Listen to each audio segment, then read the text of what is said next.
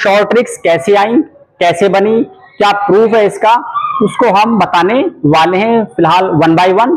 और आज हम आपके लिए एक प्रूफ लेकर आए हैं। ये ए बी है इस टाइम पर। ये जो ए बी है ये है ट्रांसवर्स कॉमन टेंजेंट।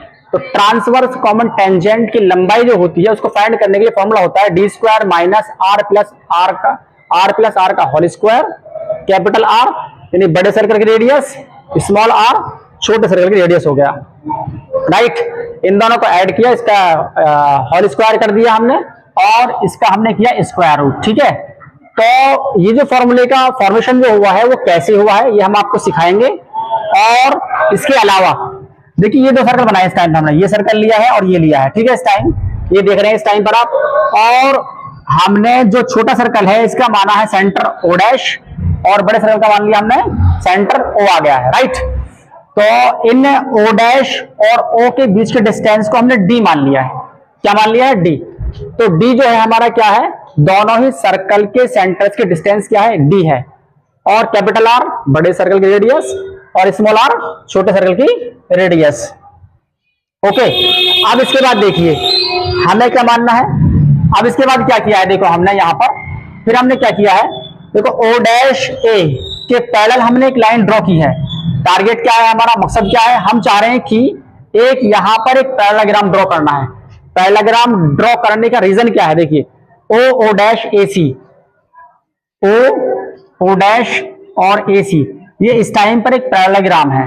तो ओ डैश ए और ओ सी, ओ डैश ए के जस्ट पैरेलल हमने और इतनी लंबाई की एक लाइन ड्रॉ कर ली है।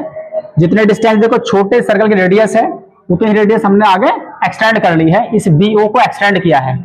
इसके पीछे रीजन क्या है बताएंगे। देखो अभी हम आपको, ये जो बी ओ है ये इस टाइम पर बड़े सर्कल की रेडियस है और ये छोटे सर्कल की रेडियस हो गया।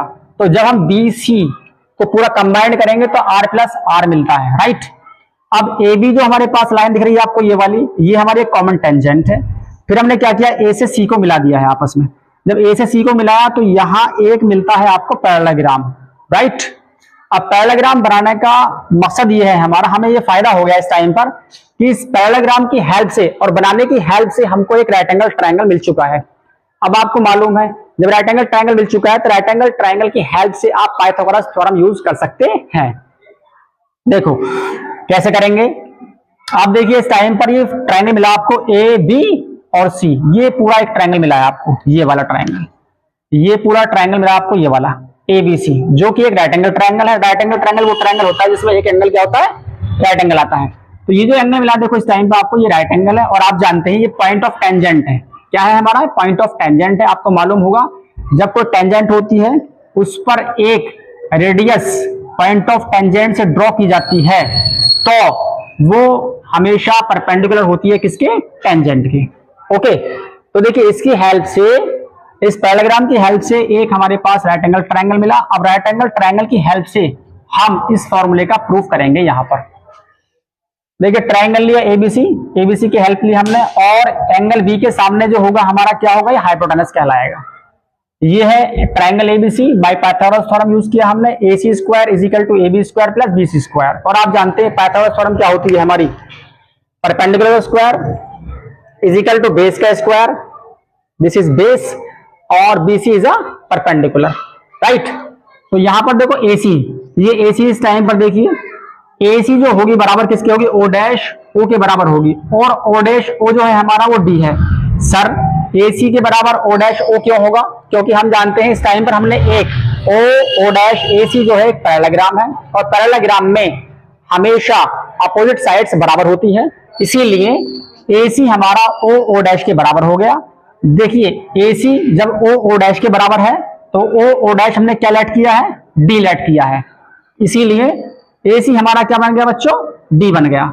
AB सेम रहा क्योंकि AB की वैल्यू फाइंड करनी है आपको और BC मिला आपको। देखिए B टू C की लंबाई कितनी है, R प्लस R, तो BC स्क्वायर है तो R प्लस R का होल स्क्वायर हो गया, राइट। अब AB को अपनी जगह रखा आपने, इसको ट्रांसपोज किया, जैसे स्क्वायर हटाया तो स्क्वायर रूट की फॉर्म में ये आ गया। तो AB is equal to under root D square minus R plus R का होल स्क्वायर।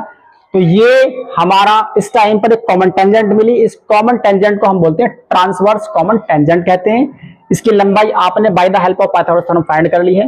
तो मुझे उम्मीद है बच्चों कि ये हमारे द्वारा इस टाइम पर बताया गया प्रूफ और ये फॉर्मूला आपको ध्यान रखना है, ताकि आपको किसी भी कंपटीशन में इस तरह इस पर बेस्ड कोई क्वेश्चन बनता है तो आप उसको बना सकें आसानी से और आपको उस फॉर्मूले को करने में कोई दिक्कत परेशानी ना आए।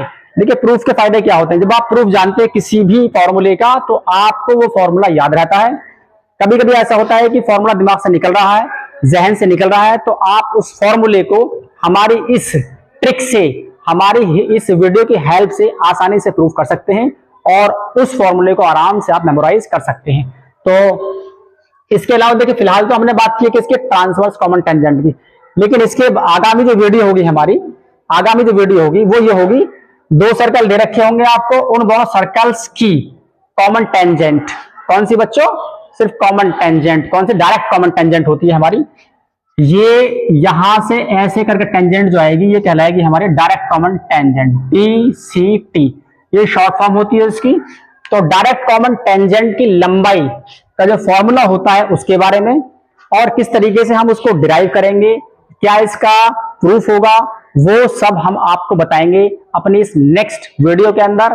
तो मुझे उम्मीद है, देखिए अगर आपको इस चीज के बारे में जो मैंने बताया इस टाइम समझाया आपको बोर्ड पर, ट्रांसवर्स कॉमन टेंजेंट के बारे में समझ में आया हो तो आप हमारी वीडियोस को शेयर करना बिल्कुल ना भूलें, ताकि आपके अलावा और बच्चों को भी इस नॉलेज और इस ज्ञान के बारे में जानने का मौका मिले।